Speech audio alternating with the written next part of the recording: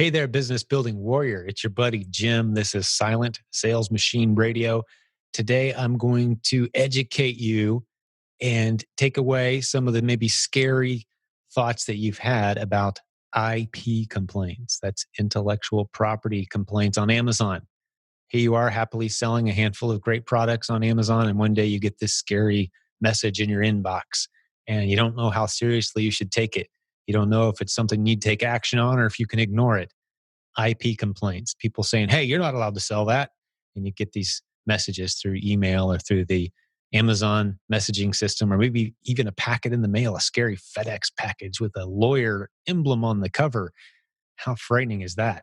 Saying, stop selling our stuff. Well, hey, today we're going to talk about when you should take those seriously, when you can ignore them. And here's a hint, not to be too much of a spoiler, you can ignore the vast majority of those. But we've got Greg Purdy with us today, and he's got a tool he's going to be telling us about as well that can help you know before you start selling a brand on Amazon if it's going to cause you trouble or not. Now, Amazon will tell you if you're restricted from selling any given brand or not. Each of us has kind of our own set of restrictions based on how long we've had an account, which categories we're approved for, that sort of thing. But it won't tell you if you're going to get an IP complaint on any given product and how seriously you should take that complaint if you get it. So today's episode will hopefully put you at ease. We're going to spend some time with Greg Purdy.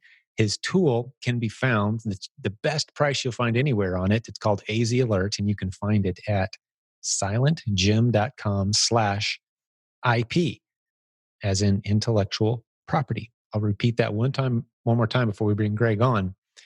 And you can jump over there and see the price he has for us. It's a great discount just for this audience. It's the best price you'll find anywhere on this tool. It's a Chrome extension, as you'll hear us talk about, meaning it's not an app. You'll hear me refer in the interview to it being an app. It's not actually an app. It's a Chrome extension you put on your laptop or desktop, but you can look up any brand and see how likely it is that you're going to get some complaints from them and how seriously you should take those complaints. We're going to educate you on that today. But the link you need, again, silentgym.com/IP, as in intellectual property. If you've been selling on Amazon any length of time at all, out there retail sourcing or buying replens, you've probably run into a handful of these. Today, we're going to give you all the education you need to help you sleep great at night, knowing that you're only selling great product that you're allowed to be selling. You're not going to get any complaints. Or if you do get complaints, which ones you can safely ignore. So sit back, relax. No need to take any notes because, as always, you can jump back over to silentgym.com and you'll see all the links from today's episode. So if you're driving, keep your eyes on the road. If you're running, just keep sweating and having fun. And we've got you covered at silentgym.com/podcast. Just go to this episode and snag the links that you need from today's show. All right, I'm going to jump over and get Greg on the line right now. Enjoy this episode, Business Building Warrior. Let's meet Mr. Greg Purdy. So, Greg, welcome to Silent Sales Machine Radio. Great to have you here, man. Tell us a little bit about your business and what you've been up to. Well, Jim, first, let me say thank you for inviting me on your podcast. I'm looking forward to this conversation.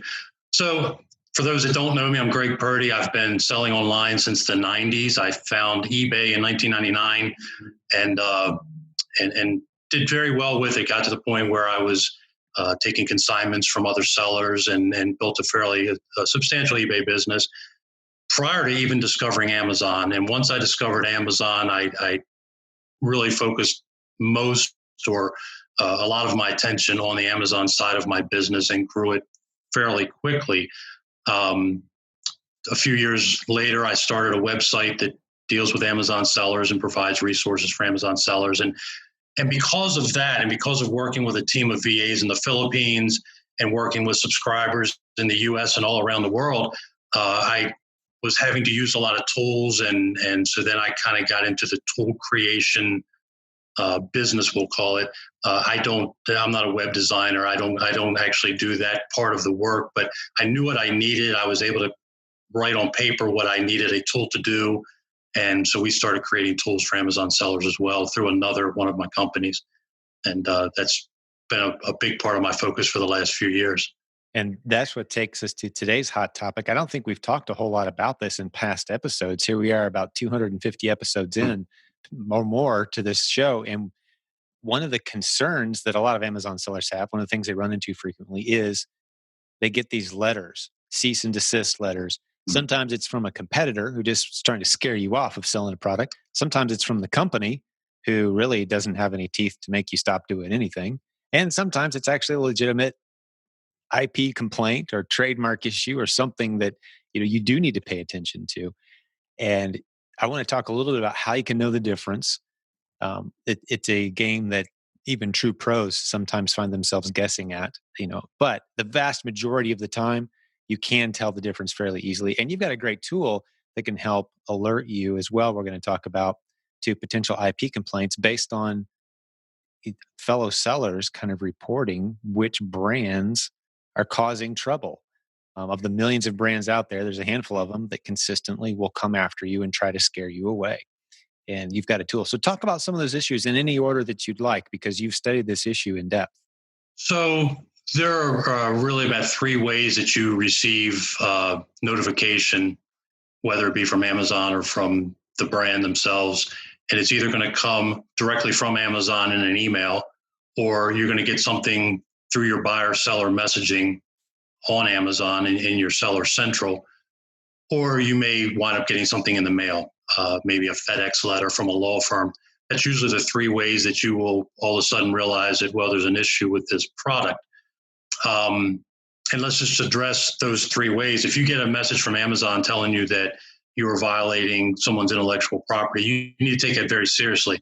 It may be baseless. It may be that you're really not violating, but Amazon has determined for whatever reason that you are. It may have just been that the brand complained and sent them. The brand went through the proper channels. We'll put it that way. That's the only way that I pay attention. The brand has gone through the proper channels and got hold of Amazon, and Amazon has sent me a letter and said, you are going to have to stop selling this product. And if you want to start selling it again, you need to provide us with this documentation. I pay attention to that. The other two ways, we'll call it a brand, but in reality, it's another seller is contacting you from their seller account to your seller account through the buyer seller messaging and saying, you're not allowed to sell our products anymore. And then the third way is they contact a brand manager or an attorney, and they send you something through the mail, usually FedEx, overnight mail, something like that. I generally will ignore FedEx letters. I don't care if they're from law firms. I will generally ignore buyer-seller messaging, even if it's directly from the brand, because there is a process, which is for that brand to go to Amazon and Amazon to send me a message. And if they're not willing to follow the procedures, then I'm not really concerned about doing what they ask me to do. And again, I know a lot of sellers just kind of run scared and cancel it and sell it on eBay, no matter who contacts them. From what sure. they don't research it at all. They just kind of run scared. And what I just heard you say, if I had to sum it up, is your philosophy is unless I hear from Amazon and they've gone through the proper channel, it's hard to get my attention. And I can't say that I would argue with that stance. We've had a couple occasions where we did actually reach out to them because we had been accused of selling a counterfeit, and come to find out they were right. I mean, we'd gone to a outlet store, bought a handful of items, and someone had counterfeited this dude's product. We didn't want to be selling counterfeit. So we cooperated with them, pulled the product, and they didn't go through Amazon to do this. They were kind of, they could have brought the hammer down on us. They didn't. We helped them resolve the issue. So it was cooperative because no one wants to sell counterfeit products. They sent us a picture of the real deal, and we looked at the package like, they're spelling the name's wrong on the package. Wow. This is counterfeit. Someone, fooled the outlet, fooled us, and we apologized, and it was all good. But other than that, yeah, if we know we're not selling illegitimate product, we tend to just ignore those little pings from other Amazon sellers, and even if it's got a scary lawyer letter attached to it, because like you said, there is a channel, and that means you're hearing from Amazon within Amazon's internal communication system to you, and you do want to pay attention to those. So is my summation good? And do we leave anything? It is. And then that's the point is Amazon has provided the brands a way to properly manage who is allowed to sell the product. But Amazon has also said that they are not going to get in the middle of the brands trying to control their distribution channel, they're not going to participate in that. Filing false IP claims is not a way to manage your distribution channel. And, accusing someone of selling a counterfeit when they're not, when you haven't made a test purchase, which is usually the case, is not the proper way to do it, because they're swearing under penalty of perjury that you're selling counterfeit and they've not even made a test purchase. There are some other factors in there, because the word counterfeit does not always mean counterfeit in Amazon's terminology. Counterfeit may mean unauthorized. And if the brand, for example, offers a 90-day money-back guarantee or a 1-year warranty on the product or whatever, and through Amazon, you're only offering a 30-day money-back guarantee through Amazon's return policy, then by nature, that product is different materially than the product that brand is selling. And so if you're not an authorized retailer, an authorized seller, you're not able to offer that warranty, then you are selling a product that's materially different. And Amazon may call that counterfeit. It's just a term that they choose to use. So you have to be careful what you're looking at. But what I tell people is, if you're confident that the product that you're selling is identical to the product that they would buy at Target or Walmart or wherever, and the warranty is the same, then you have a right to sell it. And Amazon is the one that determines if you have a right to sell it on their channel or not. It's not the brand that makes that determination. It's And Amazon. by default, Amazon's going to be lean towards wanting the maximum number of products sold by the maximum number of sellers, because remember, they're serving the buying customer. They're not Yes. serving the brands or you and I as sellers. They're serving the customers, and they want happy customers with a wide selection of products and great prices. And the only way you can do that is by letting sellers get out there and get creative on how they source product. So if it was up to Amazon, they're all for having 50 to 100 sellers on every ASIN. That's great from their Sure. And vantage point. a lot of the times you'll get these IP claims, and Amazon's one of the sellers on it as well. And the claim will say that you're violating a trademark by selling the product on Amazon, and Amazon's one of the sellers also. So Yeah. that, again, when you really start looking into these things, you realize these are baseless claims, and you can usually successfully fight the claims. Now, that's not what our tool does. We don't fight claims with our tool, but we advise people that this brand is known for filing IP claims. Now, what you choose to do with that information is up to you. But the reason we created the product, because there are about 6 different products out there that do this, that advise people of IP claims. But again, they're basing it on the fact that so-and-so said that they got an IP claim from such and such a brand, and so they put it on their list. But when I started looking into it, because about 5 years ago, we added a page to our website for the restricted brands, because back then it wasn't every other brand was restricted. There were a few hundred that we were able to identify. So we started listing them on our page, thinking maybe this would help sellers. And eventually it got to the point where every other brand was restricted. So kind of the page really doesn't have any real purpose. But once we started seeing that people were getting IP claims, we started saying, send them to us. Let us take a look at what you're getting. And I've realized early on that a lot of these are not real IP claims. Again, they're either the brand's asking for information. Now, they may follow up with an IP claim, but the initial letter is not an IP claim. Or it's a seller, as you mentioned. If you're selling ABC product and I'm selling ABC product, then I send you a letter saying, I'm the brand and you better stop selling my product. That gets you off the product. And all of a sudden, I'm the only one on there. And I think a lot of the early IP claims were really sellers, vicious sellers that were just bad actors, and they were trying to get competition off the listing. So when I started looking into some of these things, I realized a lot of the ones out there that people were mentioning were not true IP risks.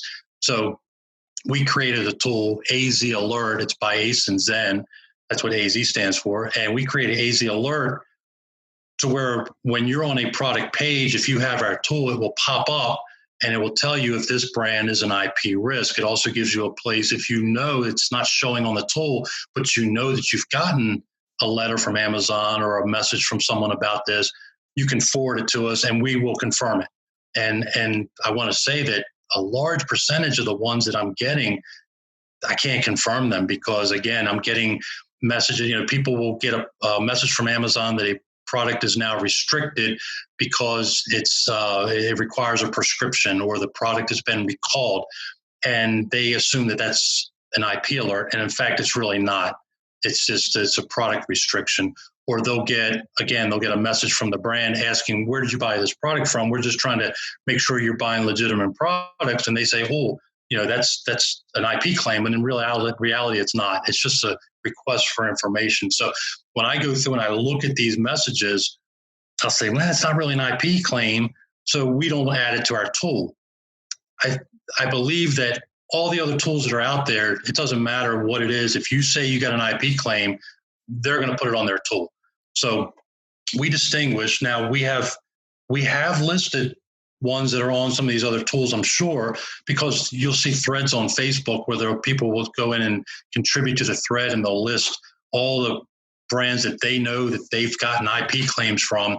So we'll call that sourced from the community sourced or crowdsourced.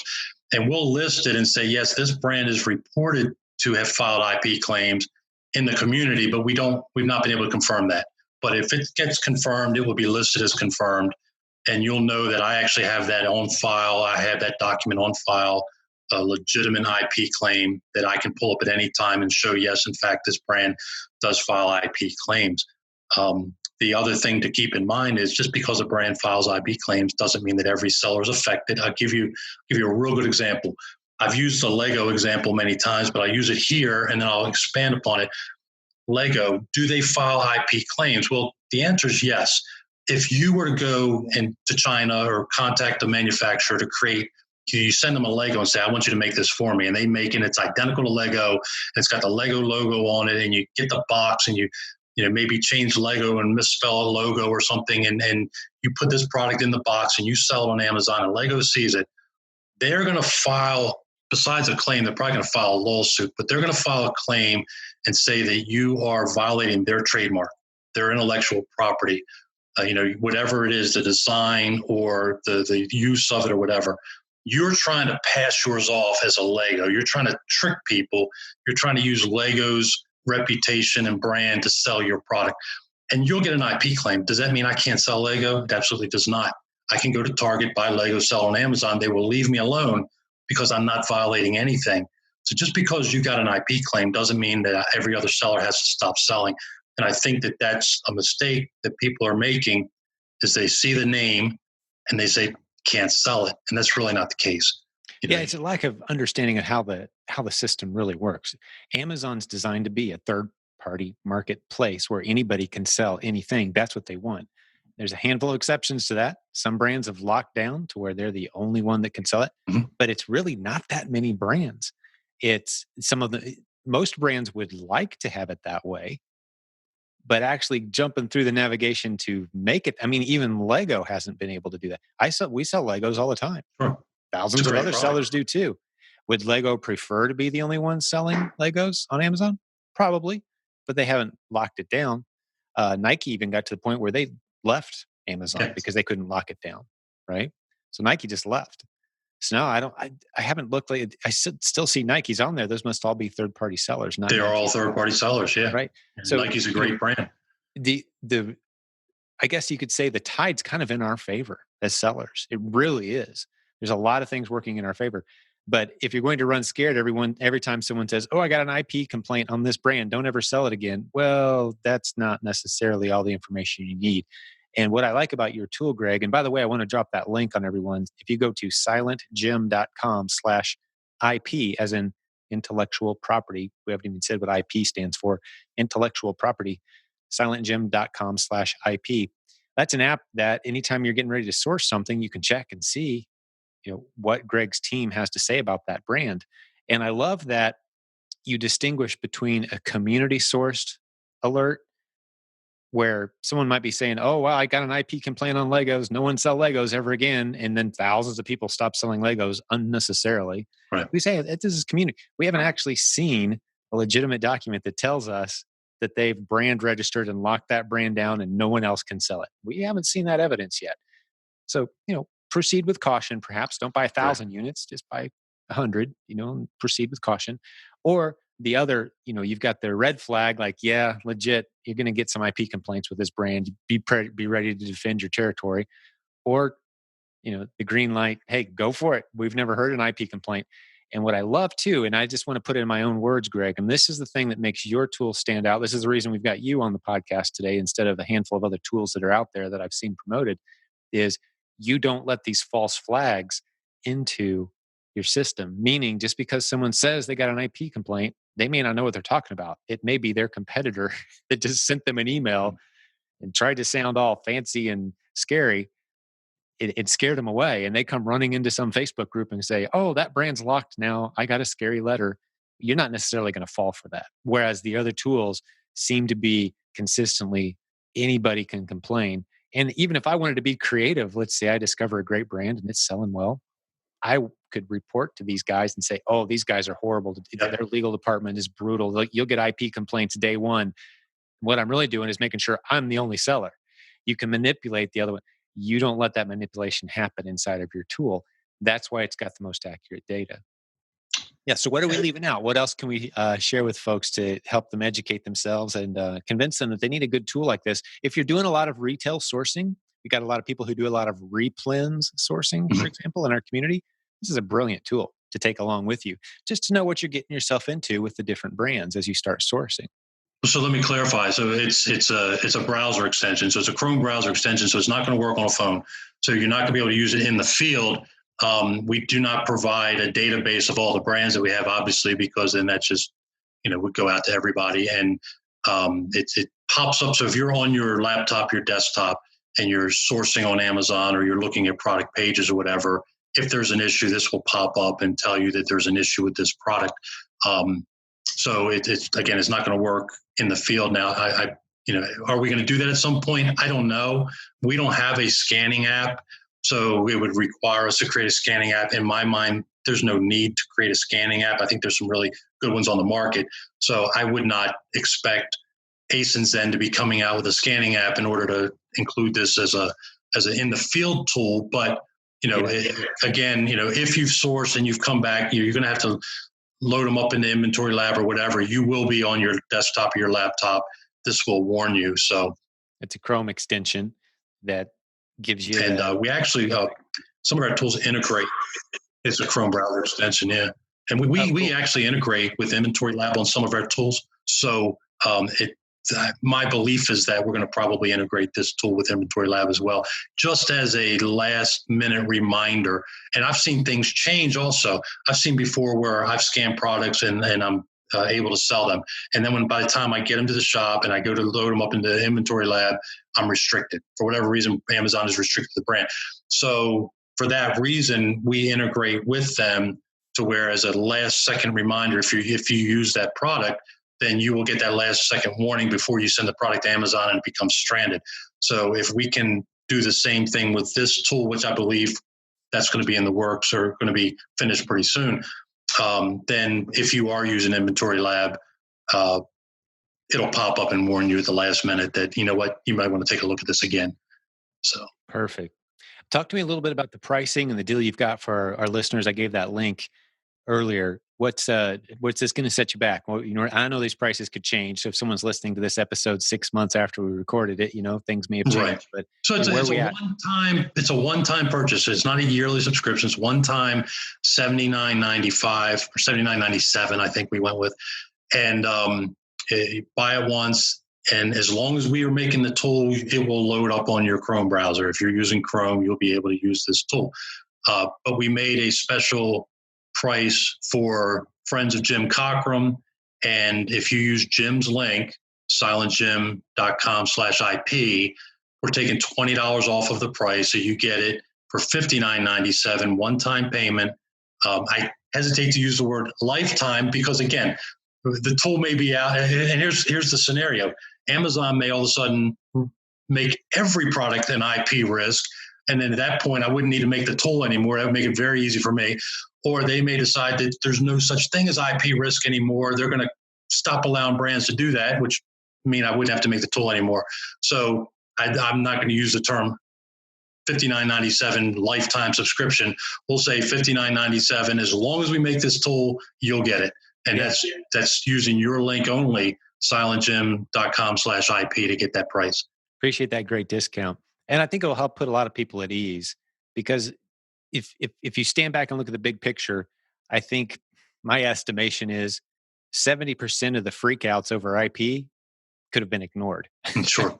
Just, you know, there are enough in there that you need to know what you're doing. If it's something from Amazon, pay attention to it.